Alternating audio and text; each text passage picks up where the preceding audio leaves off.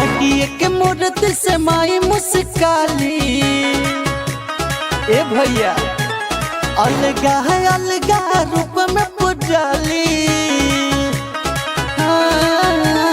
मटिए के मूर्ति से माई मुस्काली अलगा है अलगा रूप में पुजाली।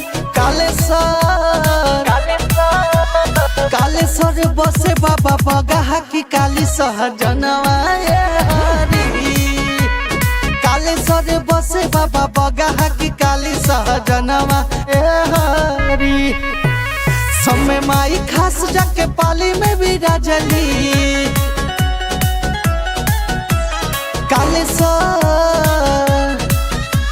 कालेश्वर बसे बाबा बगाहा की काली सहजनवा हरी। कालेश्वर बसे बाबा बगाहा की काली सहजनवा